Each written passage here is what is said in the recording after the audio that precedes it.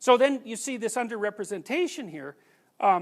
Completing degree in employment in math. 50% fewer women in math, 40% in the physical sciences, 25% in computer science, and 25% in engineering. So here's other occupational differences that are quite extreme. And there's other reasons for these. I don't think that these are only interest related. So let's say, what are differences between men and women? Obvious ones, right? There's the primary and secondary sexual characteristics. What else is different? Reproduction. Okay. So then these jobs require they're more dangerous kind of jobs, hence men. Yes, well that goes along with the sort of male expendability issue, right? So yeah, they are more dangerous jobs, and the probability that a man will be killed at work is extraordinarily higher than the probability that a woman will be killed at work. So what other differences are there between men and women? Men are larger and stronger.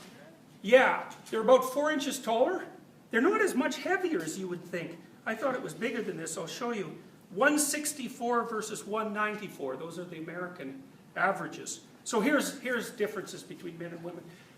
The gender differences, these sort of physiological gender differences, the psychological gender differences to some degree too, can be lumped under a biological category called sexual dimorphism. And in some animals, sexual dimorphism is how much difference there is in the morphology between a male of the species and a female of the species. And there can be a lot, like with elephant seals, for example, the males are like 10 times bigger than the females. And usually in a situation like that, the male has a harem. So there's extreme male reproductive success on the part of a couple of males, and then extreme male failure among the rest of them. So there seems to be some relationship between lack of sexual dimorphism and monogamy among mammals. So the less dimorphic a species is, the more likely they are to pair bond. And human beings are relatively non-dimorphic. So we're a little more dimorphic than the typical monogamous animal, but a little less dimorphic than the typical polygamous animal. And gender differences, these sorts of gender differences, with the male being larger and more aggressive than the female, are not characteristic of all mammals, although they're characteristic of many of them. So the major exception are hyenas. And the hyena females are very testosteronized, and they're very, if that's a word, they're very much, they have very high levels of testosterone, and they're slightly larger than the males, and they are more aggressive. But the price they pay for that is that their reproductive organs mimic the penis, and that's what they have to give birth through. So it isn't exactly clear that that's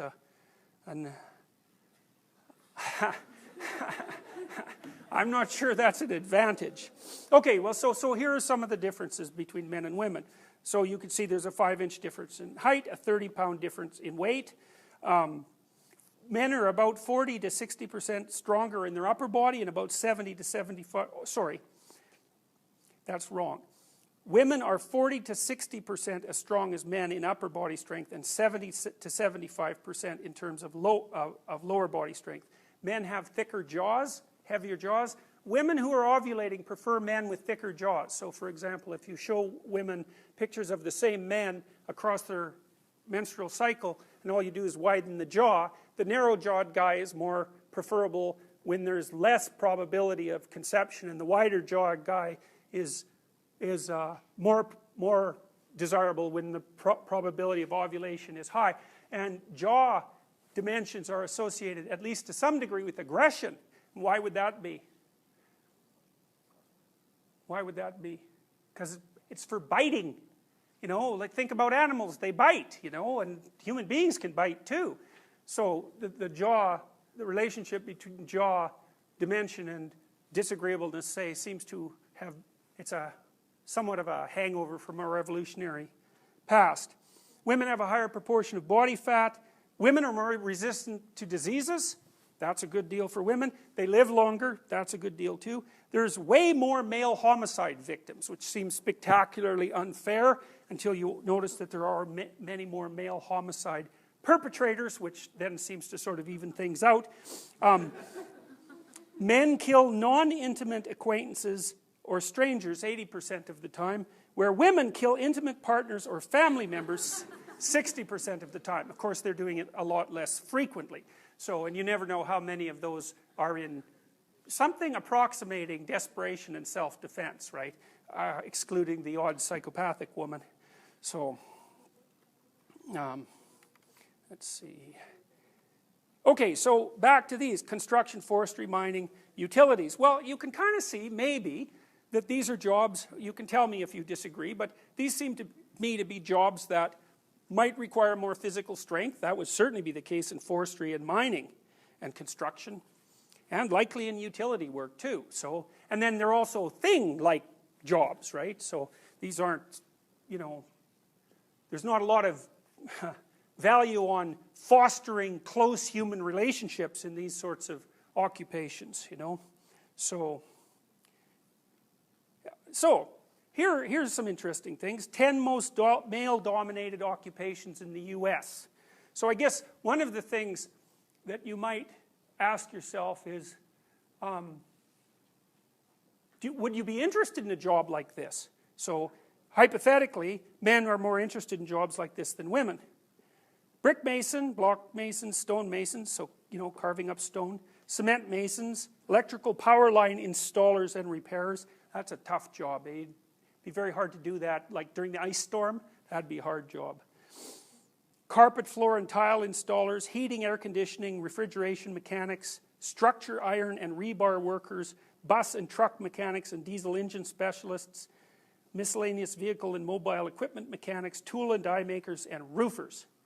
So, and those are overwhelmingly male, right? If you look on the right-hand column there isn't even 1% of the total number of women in those occupations isn't even 1%. You know, it's funny, you don't hear a lot of like gender affirmative action calls for structure, iron, and rebar worker gender equality. So, well, I think that's interesting, you know. If it's merely a matter of gender inequality, then why does it differ? What difference does it make what the category of employment is? That sort of argument shouldn't be reserved for only the upper echelons and the most desirable jobs. You know, otherwise, that's not a coherent argument. It either applies across the spectrum of jobs or it's incoherent. Those are the alternatives.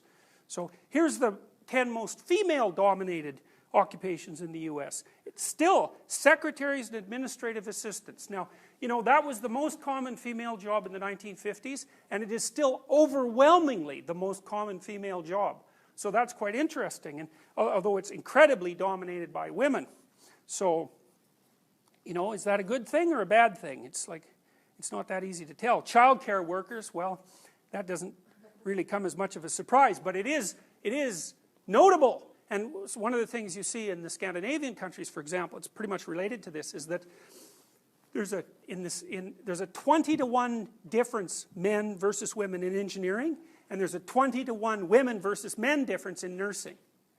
So, and the Scandinavian governments every now and then go through a fit of enthusiasm about attracting more women into engineering, and so they, you know, crank up their social engineering and their information about how desirable a profession that is, and then the proportion of women who go into engineering rises slightly, not very much, and then as soon as they stop, you know, pushing it hard, it just drops right back down to 5%.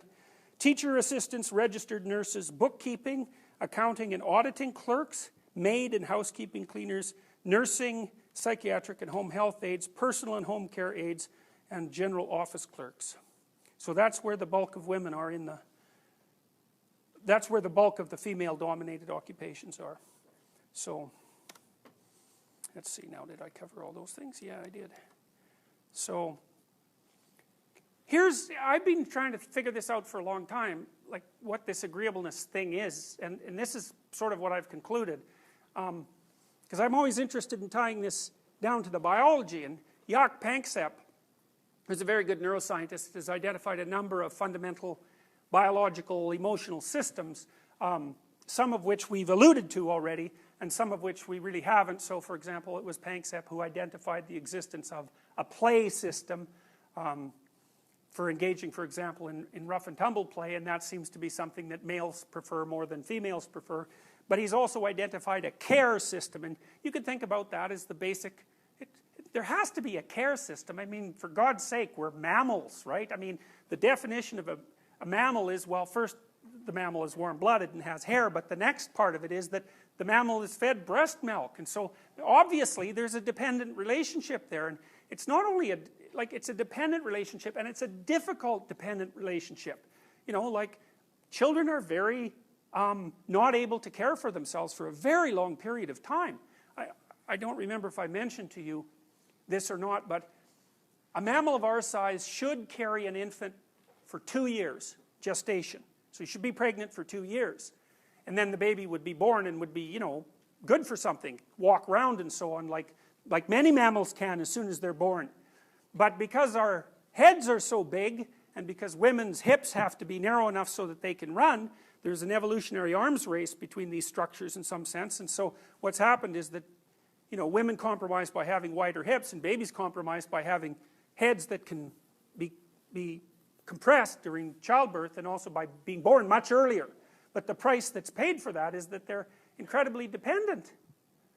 And so you think, well, there has to be, well, it's foolish to even argue otherwise.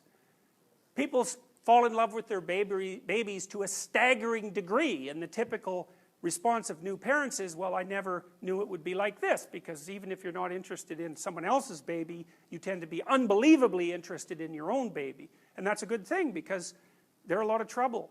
And so there's a system, a maternal system primarily, a care system.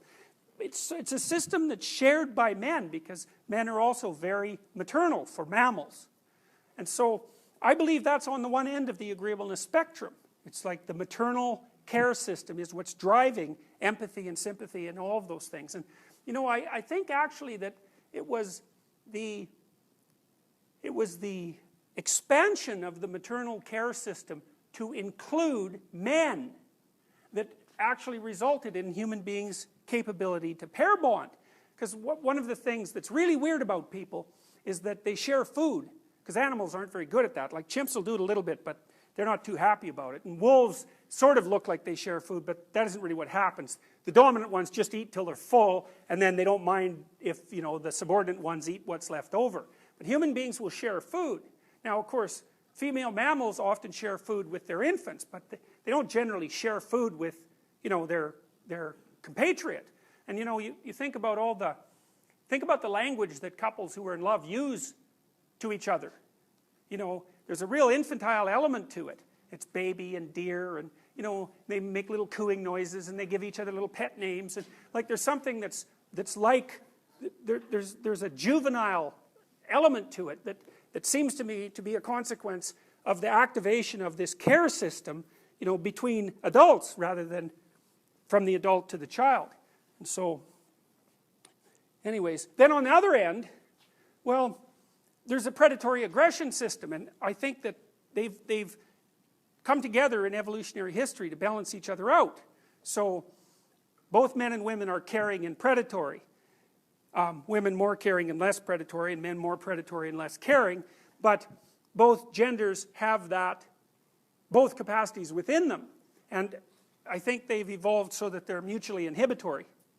So that a predatory male is not that likely to kill infants, whereas, and fairly likely to care for them. Now there are exceptions to this, you know, and they're not trivial. So for example, stepchildren are much more likely to be killed, especially if they're under 2. You are at 100 times more risk for abuse from a step-parent than you are from a natural parent. And so you see echoes of this in the animal kingdom too. So for example, if gorillas have harems, and then of course one gorilla has, you know, offspring with a variety of female gorillas, then all the adolescent gorillas are sort of outside that little circle, just waiting and tapping their feet for the guy in the middle to get tired or hungry or, you know, exhausted, so they can come and run in there and, you know, overthrow them fundamentally. When they do that, they kill all the infants. And so do lions. So the predation and care systems, you know, they're very tightly balanced, and they are influenced to a large degree by genetic similarity. rough as that is.